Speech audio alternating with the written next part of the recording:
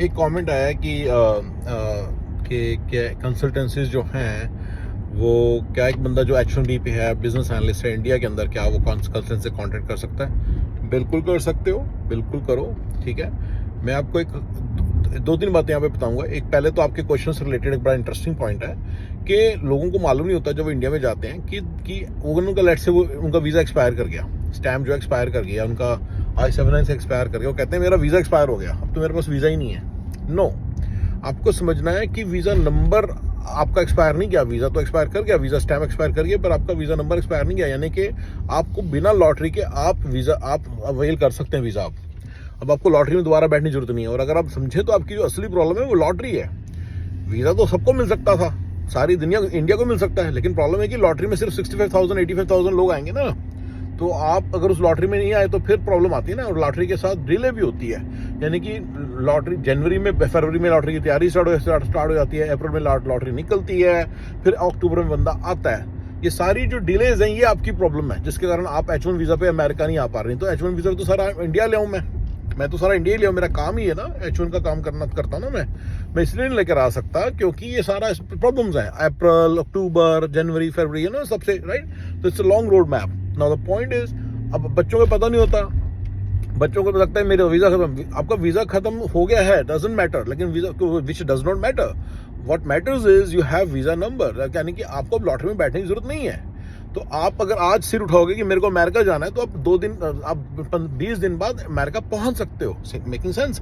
आपको पहले visa apply करना होगा, वीज़ा अप्लाई हो जाएगा लॉटरी में आए बिना, एंड वीज़ा तो आपका आ ही जाएगा। फिर वीज़ा आने के बाद आप उसको स्टैंपिंग करवानी है कॉन्सुलेट में जाके, और आप यहाँ पे आ सकते हो।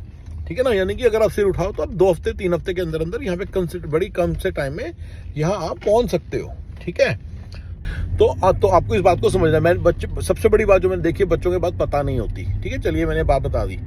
अब बिजनेस एनालिस्ट में दूसरी जो चीज़ आपको बोलूँगा, पहले तो आप बिल्कुल कर सकते हो आप कह रहे हो, ठीक है ना, लेकिन मेरा फिर भी सजेशन है कि बिजनेस एनालिस्ट की जो जॉब्स होती है ना, उनमें आप क्या होता है, H1 वो करने के लिए यूजली मानते नहीं है। और अगर आप कंसल्टेंसी में भी काम कर रहे हो तो बिजनेस एनालिस्ट के लोगों को ना जल्दी जॉब्स नहीं मिलती। ठीक है, अच्छी जॉब्स भी नहीं मिलती, जल्दी भी नहीं मिलती, पैसे भी कम मिलते हैं। इंडिया में बिजनेस एनालिस्ट का रेट ज़्यादा है।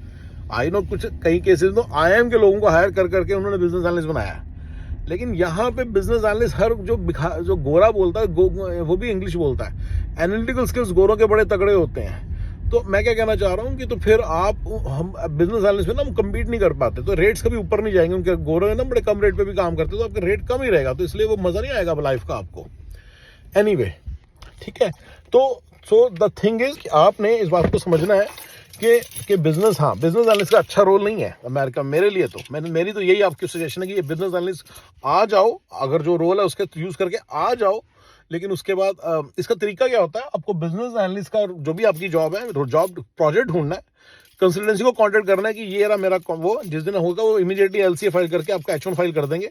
उनको 3 हफ्ते 4 हफ्ते चाहिए। उस 3 हफ्ते में आप पहले दिन ही, मतलब जो चौथे हफ्ते बाद की, वो लेके बैठो। ये 2 हफ्ते में जब आपका वीजा आ जाएगा, आपको पेपर भेज देंगे, and then you can go to the consulate and get the stamping and then come here and then join the company. ये तरीका आपका। ठीक है, I hope you understood the method. ठीक है, और मेरी अब ये on top of all that एक सजेशन है कि BA के आप ना म्यूलसॉफ्ट ऐसी कोई अच्छी सी चीज करके जाओ। कई लोगों ने क्वेश्चंस पूछे कि कौन सी टेक्नोलॉजी बेटर है। MuleSoft, Informatica MDM, Oracle identity manager, ये सारे बहुत तगड़े स्किल्स हैं। ठीक है ना, मैं इस तरह के और स्किल्स आपको ढूंढ के बता दूंगा, जैसे कि ये OpenCV, कंप्यूटर विजन, बड़ा तगड़ा स्किल है। $250 पर आवर की बिलिंग चल रही है आजकल। ठीक है, तो ये सारी जो सी और बता, इनफैक्ट आजकल तो एक मेन फ्रेम के अंदर हैं जो लेटेस्ट स्किल्स, कुछ लेटेस्ट स्किल्स है ना मेन फ्रेम, बड़े तगड़े स्किल्स हैं। इवन पुराने स्किल्स भी मेन फ्रेम के बड़े तगड़े चल रहे हैं। मेन फ्रेम्स के अंदर भी बड़े अच्छे रेट्स मिल रहे हैं। ठीक है, और ऐसे मैं बताता रहूंगा, तो अलग अलग स्किल्स है, पर आप कुछ ऐसे स्किल में आओ। अगर आप मेरे से पूछो किसी भी इंटीग्रेशन टेक्नोलॉजी में चले जाओ, ये मेरा फेवरेट फील्ड है। इसमें हमेशा ये ग्रीन रहेगा। क्या होता है इसमें, फंडा होता है। फंडा जब आपको आता होता है ना, आप नया टूल भी आ जाएगा ना, बेटर टूल भी आ जाएगा, तो वो आपका, तो आप उस टूल में काम कर सकेंगे। और AI इस चीज को रिप्लेस नहीं कर सकती, समझ रहे हो? AI इस चीज को रिप्लेस नहीं कर सकती। ये आप समझना थोड़ा सा बैठ के। इंटीग्रेशन जो टूल है ना, ये जो मर्जी कह लो, ये इंटीग्रेशन कहीं नहीं जाने वाली। इंटीग्रेशन का मतलब ही है कि 2 अलग अलग सिस्टम्स हैं, अपने पेज पे डेवलप हुए हैं, अपने पेज पे बने अलग अलग प्रोडक्ट्स हैं, उनको इंटीग्रेट करना है। अब नोशन बहुत अच्छा बनता चला गया, सेल्सफोर्स को बड़ा अच्छा चल रहा है, but it has to be integrated something, right? It can do everything. समझ रहे मैं क्या कह रहा हूँ? और वो इंटीग्रेशन का फील्ड जो है बहुत ज्यादा, मतलब इसकी लॉन्जिविटी है।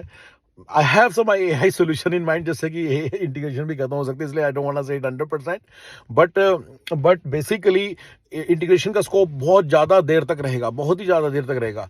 तो इंटीग्रेशन के फंडे होते हैं, आप टूल सीख लेते हो, कोई भी 2 साल काम कर लिया आपने, 1 साल काम कर लिया इंटीग्रेशन के अंदर, फिर आप कभी भी किसी भी टूल में घुस सकते हो। तो मान लो म्यूसर नीचे चला गया तो दूसरा आएगा। मैं 25 साल से देख रहा हूँ, पहले विट्री और वेब मेथड्स हुआ करते थे।